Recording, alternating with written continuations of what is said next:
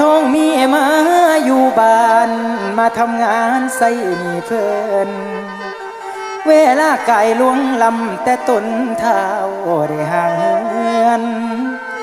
บ่ได้มีหมู่เพื่อนแนวเป็นทาสทาสามีแต่จำป่านางเบิ่งแยงแรงเศร้า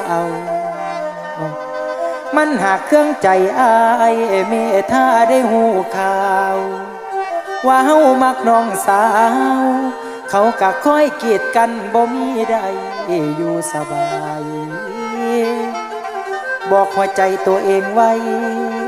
แม่นเพิ่นด่ากะทำเสยทำเป็นหูทวนลม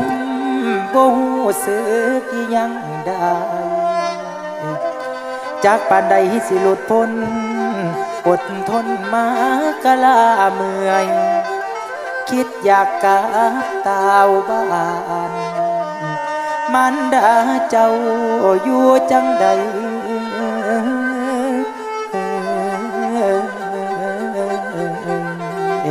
นี่น้อง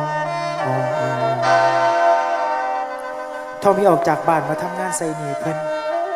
คือทอดพ่อแม่เจ้าป่านนี้เป็นจังใดน้องตอนนี้ท่องมีกับเหตุการณ์เหตุงานใส่หนีใส่สินอยู่เฮือนของพ่อเสียที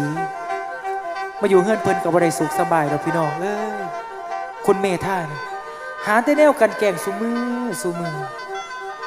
ใครแน่แต่สาวจำปานั่นล่ะคอยส่งข้าวส่งน้ำทุกเช้าทุกแลงบอกมาแล้วนี่ก็บ่แม่นลงฮักสาวจำปาแล้วบ่หัวใจของท่องมีก็ได้